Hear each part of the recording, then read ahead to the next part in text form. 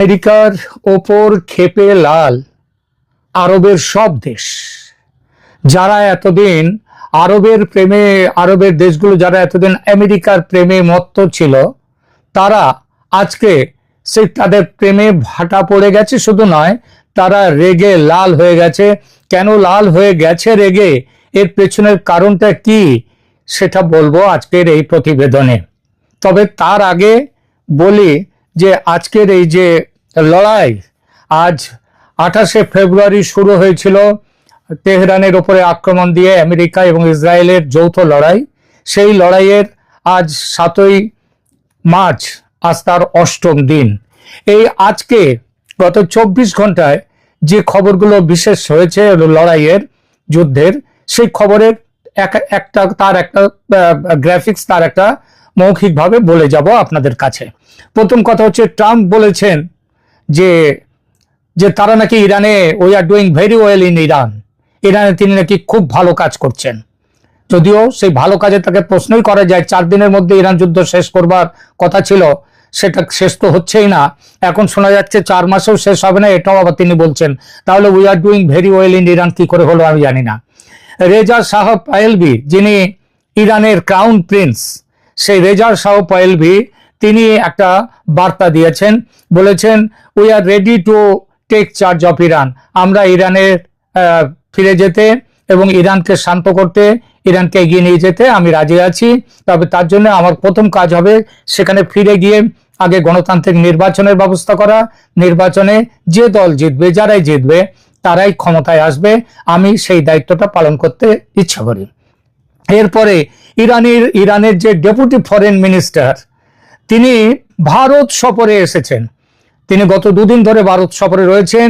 গতকাল ভারতের পররাষ্ট্রমন্ত্রী জয়শঙ্করের সঙ্গে তিনি দীর্ঘ বৈঠক করেছেন। এই দীর্ঘ বৈঠকের পর ভারত আমেরিকায় যে ইরানের ওপরে ঝাঁপিয়ে পড়েছে, তার জন্য ভারত সেখানটায় যদিও সংযত ভাষায়, তবে তার নিন্দা করেছে এবং খোমেনির মৃত্যুর জন্য দুঃখ প্রকাশ করেছেন, খোমেনির হত্যার জন্য।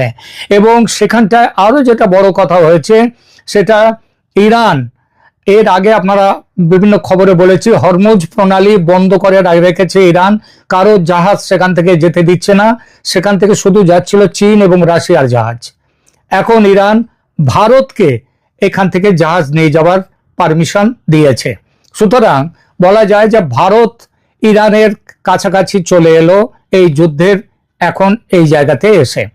আর এবার যুদ্ধের লড়াইয়ের খবরটা বলি। ইসরায়েলে ইরানের ব্যাপক মিসাইল আক্রমণ হয়েছে ইসরায়েলে গতকাল 24 ঘন্টায়, এবং সেটা হচ্ছে ফ্রেশ মিসাইল অ্যাটাক, একেবারে নতুন ধরনের মিসাইল দিয়ে অ্যাটাক করেছে। এবং সেখানটায় বলা হচ্ছে 24 ঘন্টায়, গতকাল 24 ঘন্টায় 24 ঝাঁক ইরানি মিসাইল ছুটে গেছে ইসরায়েলে। এবং এই মিসাইলের ঝাঁক ইসরায়েলের যে আয়রন ডোম আছে, যেটা দিয়ে মিসাইল আটকায় তারা, সেটা আটকাতে পারেনি। বহু মিসাইল গিয়ে পড়েছে ইরানের ভেতরে। আর গালফ কান্ট্রিতে ইরান সমস্ত যে গালফের যে দেশগুলো রয়েছে, সেই দেশগুলোতে আক্রমণ আরো জোরদার করেছে। বহু জায়গাতে তাদের সিভিলিয়ান এরিয়াতেও পর্যন্ত ইরানের মিসাইল গিয়ে পড়েছে। এবং প্রত্যেকটা রাষ্ট্র থেকেই 10 জন 20 জন ইত্যাদি নানা রকম মৃত্যুর খবর কিন্তু আসছে গালফ কান্ট্রিগুলো থেকে। এবং ওদিকে ইসরায়েলও পর্যন্ত ইরানের তেহরানের ওপরে বিশেষ করে হামলা জোরদার করেছে। গত 24 ঘন্টায় ম্যাসিভ এক্সপ্লোশন, ভয়ঙ্কর সব বিস্ফোরণ ঘটেছে তেহরানে। আর দক্ষিণ ইরাকের আপনারা জানেন, ইরাকের 3টে তেল খনি ইতিমধ্যে জ্বলছিল। তার সাথে আবার যোগ হয়েছে দক্ষিণ ইরাকের একটি তেল খনি, সেখানেও বম্বিং এর পরে আগুন জ্বলছে সেখানে। যুক্তরাষ্ট্রের তেলের দাম বেড়ে গেছে, ব্যারেল প্রতি 90 টাকায় পৌঁছেছে। হাইয়েস্ট এই যে দামটা, এটা গত 4 বছরের মধ্যে সব থেকে বেশি পর্যায়ে এই দামটা চলে গেল। এইবার আমরা আসি আমাদের আজকের যুদ্ধের এই খবরগুলো দেওয়ার পরে আমি আসবো আমাদের আজকের প্রতিবেদনে। আজ থেকে আমি শুরু করলাম এইটাই, প্রতিদিন যে ইরানের যুদ্ধের উপরে যে প্রতিবেদন দেব, তার আগে দেব যুদ্ধের একটা বর্ণনা, সাধারণ বর্ণনা দিয়ে দেবো। যুদ্ধ সেদিনের কি বিশেষ খবর আছে যুদ্ধের মাঠ থেকে, সেইগুলো বলবো। তাহলে এবার শুরু করি আমাদের আজকের প্রতিবেদন। নমস্কার, ক্যালকাটা ডায়ালগস থেকে মনোজ দাস। একটা কথা আছে, বড়র পিরিতি বালির বাঁধ, ক্ষণে হাতে দড়ি ক্ষণেক চাঁদ। কবি রায় গুণাকর ভারতচন্দ্র রায়ের অন্নদামঙ্গল কাব্যের বিখ্যাত পংক্তি। বড়র ভালোবাসায় বিশ্বাস রাখলে কি পরিণতি হয় তা বোঝাতে এই পংক্তিটির কোনো জুড়ি নেই। আরবের দেশগুলোর বড় মূল্য দিয়ে সেই দেশগুলো আজ বুঝছে আমেরিকার সঙ্গে বন্ধুত্ব রাখলে পরিণাম কি হয়। 2026 সালের পর শুরু থেকে মার্কিন যুক্তরাষ্ট্রের সাথে উপসাগরীয় দেশগুলোর, বিশেষ করে সৌদি আরব, সংযুক্ত আরব আমিরাত এবং কাতার, এদের সম্পর্কে বেশ টানাপোড়েন তৈরি হয়েছে। যদিও তারা কৌশলগত অংশীদার একে অপরের, তবুও ইসরায়েল ইরান সংঘাতের জেরে উপসাগরীয় দেশগুলো নিজেদের অরক্ষিত এবং অবহেলিত মনে করছে। কাদের তাদের রক্ষা করার কথা ছিল? রক্ষা করার কথা ছিল আমেরিকার। আর অবহেলিত, তাদেরকে অবহেলা কে করছে? সেটাও করছে আমেরিকা। কেন উপসাগরীয় দেশগুলো যুক্তরাষ্ট্রের ওপর ক্ষুব্ধ? তার প্রধান কারণগুলো বলছে। এক হলো আগাম সতর্ক বার্তা ও আলোচনার অভাব। ক্ষোভের একটা বড় কারণ হলো উপসাগরীয় দেশগুলোর ধারণা যুক্তরাষ্ট্র এবং ইসরায়েল তাদের পর্যাপ্তভাবে না জানিয়েই ইরানের ওপর বড় ধরনের সামরিক হামলা চালিয়েছে। আকস্মিক হামলা। উপসাগরীয় কর্মকর্তারা হতাশা প্রকাশ করেছেন যে ইরানের সম্ভাব্য পাল্টা হামলার প্রস্তুতি নেয়ার জন্য তাদের যথেষ্ট সময় দেওয়া হয়নি এবং সেই পাল্টা হামলা প্রতিরোধের ব্যবস্থাও সঠিকভাবে করেনি আমেরিকা। অথচ আমেরিকা সবসময় বলে এসেছে এই দেশগুলো তাদের প্রতিরক্ষা, তাদের সুরক্ষা সবকিছু আমেরিকার। এর উপরে আঞ্চলিক প্রভাব একটা আছে। যেহেতু এই দেশগুলোতে কাতারের আল উদেইদ সেখানকার মতো বড় মার্কিন সামরিক ঘাঁটি রয়েছে, তাই ইরানের ড্রোন ও মিসাইল হামলার প্রধান লক্ষ্যবস্তু হচ্ছে তারাই। আগাম জানানোয় তারা নিজেদের অংশীদারের বদলে দাবার খুঁটির মতো ব্যবহার করা হচ্ছে তাদের। তারা যেন নিজেদের মনে করছে যে তারা যেন দাবার খুঁটি। আর নিরাপত্তার ছাতার ব্যর্থতা। কয়েক দশক ধরে যুক্তরাষ্ট্রের সাথে উপসাগরীয় দেশগুলোর চুক্তির মূল ভিত্তি ছিল জ্বালানির বিনিময়ে, তেলের বিনিময়ে নিরাপত্তা। সেই বিশ্বাসে এখন ফাটল ধরেছে। ড্রোনের সামনে অসহায়। সম্প্রতি উপসাগরীয় অবকাঠামোতে, বিমানবন্দর ও তেল স্থাপনাগুলোতে ইরানের হামলা এই সব দেশের প্রতিরক্ষা ব্যবস্থার দুর্বলতা প্রকাশ করে দিয়েছে। এই দেশগুলো ক্ষুব্ধ কারণ যুক্তরাষ্ট্র ইসরায়েলকে রক্ষার জন্য যতটা তৎপর, তাদের ক্ষেত্রে তার কিছুই দেখা যাচ্ছে না। এই জন্যেই তারা যুক্তরাষ্ট্রের উপরে ক্ষুব্ধ। আর দোহার ঘটনাটা এই প্রসঙ্গে বলতেই হয়। 2025 সালের শেষের দিকে দোহায় হামাস সদস্যদের ওপর ইসরায়েলি হামলায় কাতার গভীরভাবে বিচলিত। হামাসের ওপরে আঘাত করেছিল ইসরায়েল। এটা সংকেত দেয় যে বড় মার্কিন ঘাঁটি থাকা সত্ত্বেও এই দেশগুলো আঞ্চলিক উত্তেজনা থেকে নিরাপদ নয়। এরপরে আসছে চরম আঞ্চলিক বিশৃঙ্খলার ভয়। যুক্তরাষ্ট্র ভৌগোলিকভাবে অনেক দূরে, তাই তার হয়তো উপরে আক্রমণের ভয়টা নেই, কিন্তু উপসাগরীয় দেশগুলো তো ইরানের প্রতিবেশী। আর ইরান রাগলে আমেরিকাকে তো মারতে ছুটবে না, তারা আমেরিকার সঙ্গে যারা রয়েছে তার প্রতিবেশীরা, তাদেরকে আগে মারবে। ফলে তারা এই দেশগুলো ইরান সরকারকে পছন্দ না করলেও ইরাক বা সিরিয়ার মতো সেখানেও রাষ্ট্রীয় পতন হোক তা চায় না। কারণ এর ফলে সৃষ্টি হওয়া শরণার্থী সমস্যা ও ক্ষমতার শূন্যতা পুরো অঞ্চলের স্থিতিশীলতা নষ্ট করে দেবে। আর অর্থনৈতিক ক্ষতির তো তার তো কোনো সীমা পরিসীমা নেই। বিশ্বের 20% তেল হরমুজ প্রণালী দিয়ে যায়। যে কোনো যুদ্ধ তাদের ভিশন 2030 বা দুবাই 2033 মতো অর্থনৈতিক লক্ষ্যগুলোকে ঝুঁকির মুখে ফেলে দিয়েছে। অর্থাৎ ওইসব ভিশন দিয়ে দুবাইকে এই করব তাই করব, সেটা আর করার উপায় নেই। চতুর্থত একটা বড় আর একটা জিনিস হচ্ছে পররাষ্ট্র নীতির ভিন্নতা। ট্রাম্প প্রশাসনের বর্তমান যে নীতি সেটা হলো আমেরিকা ফার্স্ট। এই আমেরিকা ফার্স্ট নীতির কারণে বেশ কিছু কূটনৈতিক সংঘর্ষ ইতিমধ্যে হয়েছে। সুদানের গৃহযুদ্ধে সংযুক্ত আরব আমিরাতের ভূমিকা নিয়ে সৌদি আরব অসন্তুষ্ট। এ নিয়ে যুক্তরাষ্ট্রের অবস্থানের ভিন্নতা তাদের মধ্যে তিক্ততা বাড়িয়েছে, অর্থাৎ নিজেদের মধ্যে লড়াই। সুদানের গৃহযুদ্ধে আরব আমিরাত তারা সৈন্য পাঠিয়েছিল এবং সেটার জন্য সৌদি আরব অসন্তুষ্ট। এর ফলে তাদের নিজেদের মধ্যে এই দেশগুলোর ঝামেলা বেড়ে গেছে। আর যুক্তরাষ্ট্র সৌদি ইসরায়েল সম্পর্ক স্বাভাবিক করার জন্য চাপ দিচ্ছে, কিন্তু রিয়াদ মানে সৌদিকে বলছে তোমরা ইসরায়েলের সাথে সম্পর্ক স্বাভাবিক করে নাও, কিন্তু রিয়াদ সাফ জানিয়ে দিয়েছে যে প্যালেস্টাইন বা ফিলিস্তিন রাষ্ট্র গঠনের স্পষ্ট কোনো রোডম্যাপ না থাকলে কোনো চুক্তি তারা করবে না।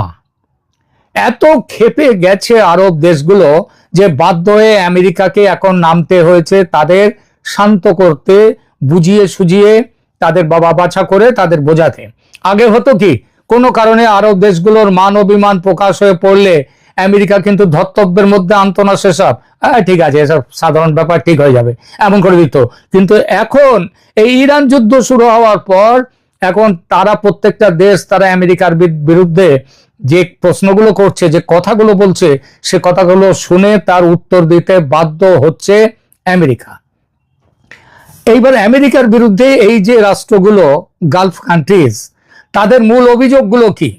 তাদের মূল অভিযোগ হচ্ছে প্রথমত যে আমাদের না জানিয়ে ইরানে আক্রমণ চালানো হয়েছে, আর এই আক্রমণটা হঠাৎ চালিয়ে আপনারা আমাদের বিপদে ফেলেছেন। এটা হচ্ছে একটা আমরা তো প্রতিবেশী, আমাদেরকে না জানিয়ে আপনি ইরানের উপরে বোমা ফেলতে গেলেন, ইরানকে মারতে গেলেন, এতে তো আমরা বিপদে পড়লাম। আমেরিকা আগে উত্তর দিত না, আজকাল এই প্রথম উত্তর দিয়েছে। কি জানেন? উত্তর দিয়েছে অভিযানের গোপনীয়তা রক্ষার জন্য আপনাদের জানানো সম্ভব নয়। তার উত্তরে আবার কোন কোন দেশ বলছে কেন আমাদেরকে জানালে আমরা কি তাহলে ইসরায়েলকে ইরানকে বলে দিতাম সাবধান হওয়ার জন্যে? এটা কি বললেন? তার মানে আপনারা আমাদেরকে বিশ্বাস করেন না? গোপন অভিযানে আপনারা আমাদের বিশ্বাস করেন না বলে আমাদেরকে বলেননি। এতে আমেরিকা আরো ফেঁসে গেছে। দ্বিতীয় অভিযোগ আরব দেশগুলোর হচ্ছে, যেমন আপনাদের ঘাঁটির জন্য আমরা টার্গেট হচ্ছি, আমাদের দেশে আমেরিকার ঘাঁটি, সৈন্য ঘাঁটি, তার জন্য আমাদেরকে ইরান মারছে, অথচ আপনারা আমাদের বাঁচাবার জন্য কিছু করছেন না। আমেরিকা তার কি উত্তর দিচ্ছে? বলছে আমরা সামুদ্রিক ও আঞ্চলিক স্থিতিশীলতা বজায় রাখছি। তার পাল্টা প্রশ্ন আবার সেখান থেকে করা হচ্ছে, সমুদ্রে তো জাহাজ যেতেই পারছেন, আপনারা কি করছেন? আমেরিকার কিছু করার নেই। হরমুজ প্রণালী এবং তার আশেপাশের সমুদ্র এলাকায় ইরান এত মাইন পেতে রেখেছে এবং উন্নত ধরনের মাইন জলের তলায় বেশ কিছু বছর ধরে তারা সমস্ত সব তৈরি করে রেখেছে। সেখান থেকে যত বড় জাহাজ তারা যদি যেতে না দেয় কাউকে, তাহলে বাটন টিপলেই সে জাহাজ উড়ে যাবে। সুতরাং ওই যে আমেরিকা উত্তর দিচ্ছে আমরা সামুদ্রিক ও আঞ্চলিক স্থিতিশীলতা বজায় রাখছি, এই বজায় রাখতে গিয়ে তো তাদের তেলের ব্যবসা শেষ হয়ে যাচ্ছে সমস্ত দেশগুলো। আর সেইটাই বলেছে তৃতীয় অভিযোগ, উত্তেজনা আমাদের পর্যটন ও তেল বাণিজ্য, সারা পৃথিবী থেকে দুবাইতে যায়, দোহায় যায়, রিয়াদে যায়, সমস্ত জায়গায় বেড়াতে যাওয়া হয়, ওটা দর্শনীয়। সেখানে ডেজার্ট ফেস্টিভ্যাল হয়, কত কি, মানে ওদের একটা আয়ের বড় পথ হচ্ছে, সব থেকে বড় পথ তো তেল, তার থেকে তারপরেই আসছে সেখানকার ট্যুরিজম। সেই ট্যুরিজম সম্পূর্ণ বন্ধ। এর ফলে হয়েছে কি, তেল তোলা বন্ধ, তেলের যে সমস্ত খনিগুলো এবং সেখান থেকে যে তোলার যে সেখানে ইরান সেখানে ইতিমধ্যে বোমা মেরে বেশিরভাগ তেলের খনি বন্ধ করে ফেলেছে, সেখানে কোনো কাজ হচ্ছে না। ফলে এই দেশগুলোর এখন মাথায় আগুন ধরে গেছে। আমেরিকার উত্তরে কি বলছে? ইরানকে থামাতে নিষেধাজ্ঞা ও পাল্টা হামলা করা জরুরি, আমরা ইরানের ওপরে নানা রকম স্যাংশন দিচ্ছি আর ইরানকে সেই জন্য আমরা হামলা করছি। আর তোমরা যেখানটায় তেল তোমাদের যা আছে ওটা যদি বাইরে যায় এবং সেখানে যদি ইরান হামলা করে সেই সব জাহাজে, আমরা তোমাদের ক্ষতিপূরণের জন্য অর্থাৎ আমেরিকা নিজে বিমার ব্যবস্থা করবে, বিমা, ইন্স্যুরেন্স, এইসব করে। তারপরে ধরুন অভিযোগ হচ্ছে ইসরায়েলকে আপনারা বড় বেশি কাছের ভাবেন আর আমাদেরকে ব্যবহার করেন দাবার গুটির মতো, আমরা যেন ভেসে এসেছি।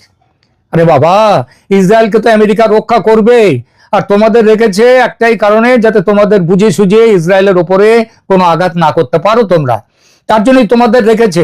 অর্থাৎ ইসরায়েলের জন্য তোমাদের সাথে ভালো ভাব রেখেছে, তোমাদের সাথে ভালো ভাব রাখার জন্য ইসরায়েলকে রাখেনি।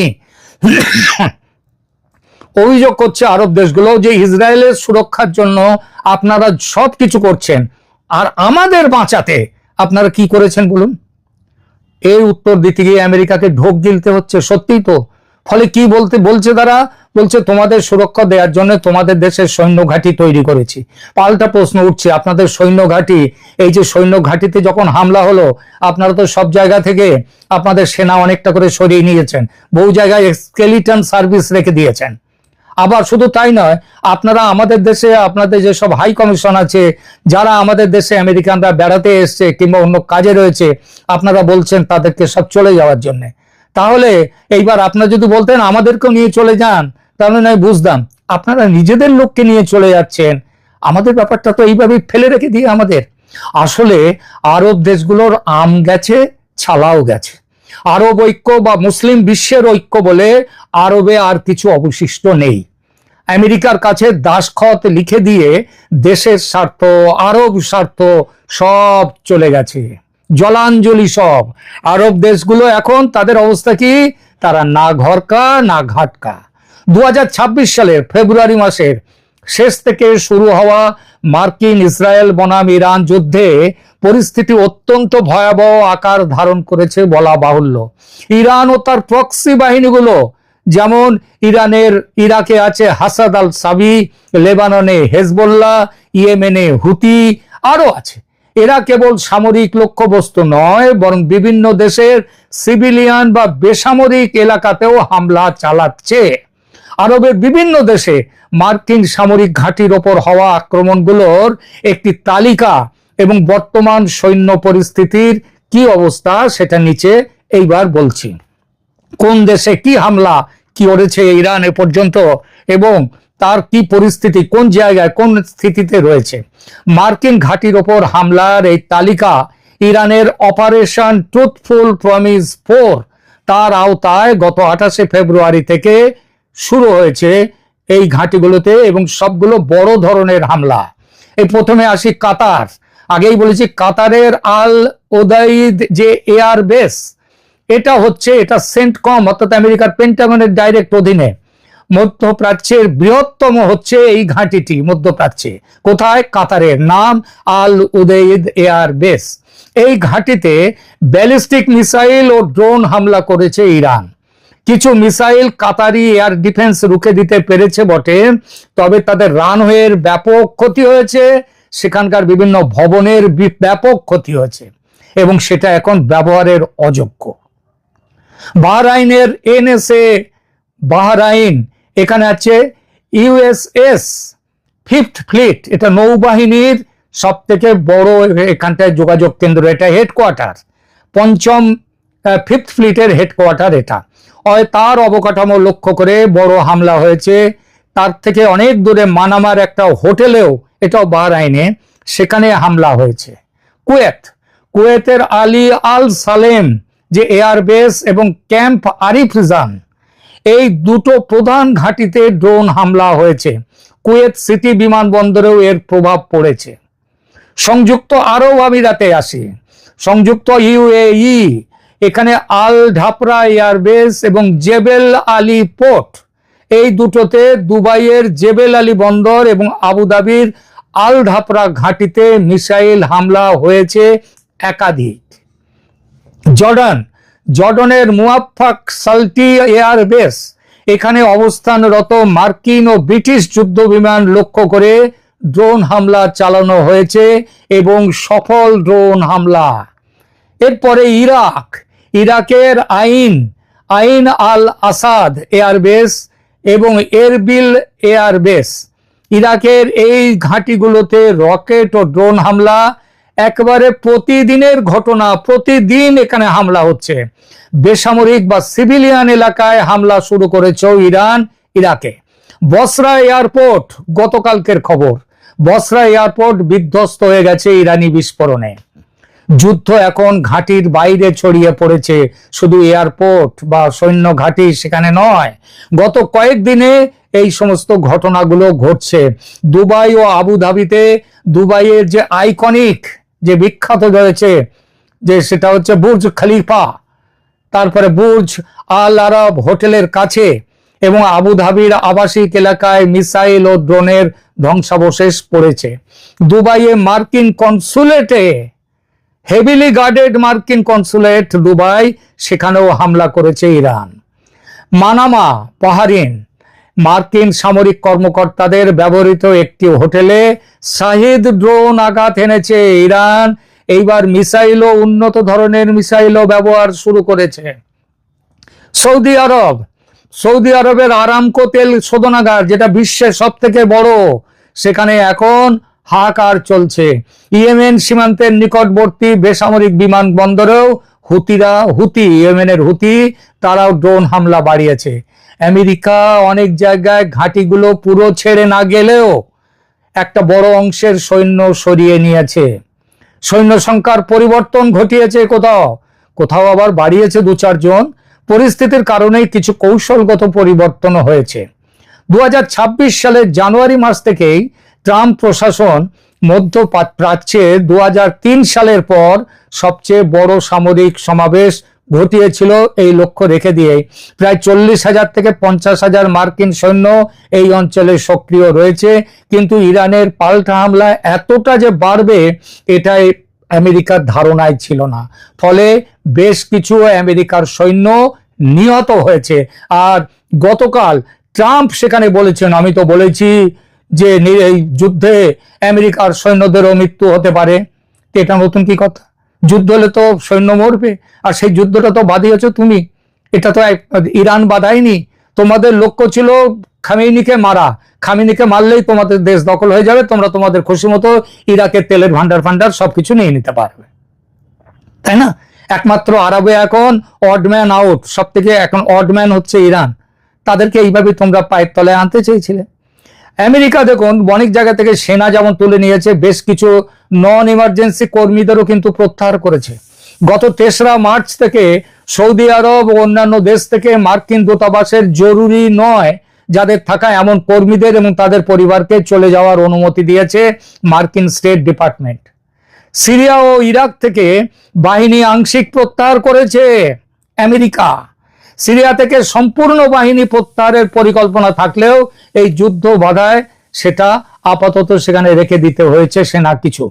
ইরাকের ক্ষেত্রে সেপ্টেম্বর 2026-এর মধ্যে সৈন্য প্রত্যাহারের একটা চুক্তি ছিল আমেরিকার সাথে, কিন্তু বর্তমান পরিস্থিতিতে মার্কিন বাহিনীগুলো ইরাকের কুর্দিস্তান অঞ্চলের দিকে সরে যাচ্ছে। কুর্দিস্তান অঞ্চলের দিকে সরে যাচ্ছে মার্কিন বাহিনী, কারণ ইরানের একটা বিরুদ্ধ গোষ্ঠী কুর্দিস্তানে রয়েছে, তাদের হয়ে লড়বে ওখানে।